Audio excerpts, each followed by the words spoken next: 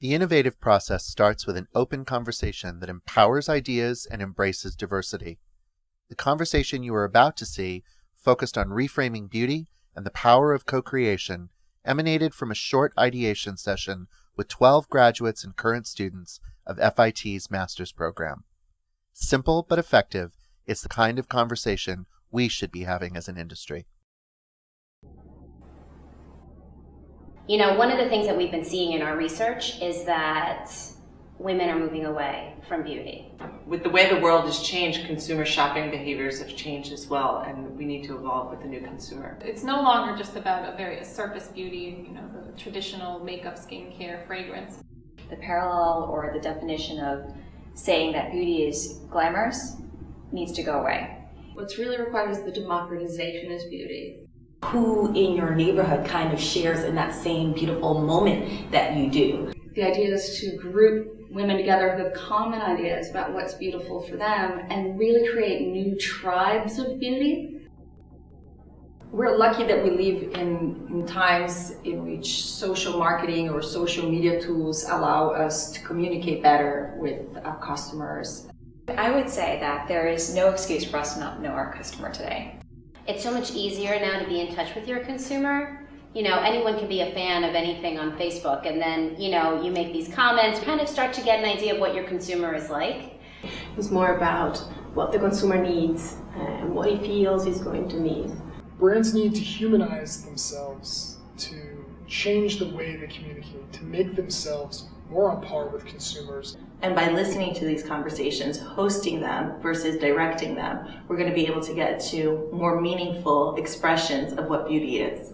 Comments and recommendations are currency. You want people out there advocating for you. So how do you really take it back to the core consumer so that she sees some of herself? Again, if you put the consumer, the woman, at the heart of everything we do, we realize it's about perspective. There are the thoughts, the lifestyle, the humor, even speaking to her in her own language, in the very vernacular that she uses. That's what's going to drive our industry forward, is tapping into their psyche to drive innovation, instead of just thinking, well, what's going to look great on the shelf? Sometimes we think of beauty as a very personal experience, but it's not always a personal experience. Women like to talk about beauty, they like to share it. The idea of co-creation is basically allowing customers into your process, opening your doors. I think today companies are opening the doors a little bit to partner with consumers, but they don't really let completely go. Co-creation pushes people to examine new ideas and to really push the bounds of what's possible. The problem is how to implement it. It takes time, it takes dedication, it takes investment, not as much as you think, but mostly it takes like letting go of control. And if we were to do that, then we could open up much more and really just create a platform on which we can really partner and truly co-create with consumers.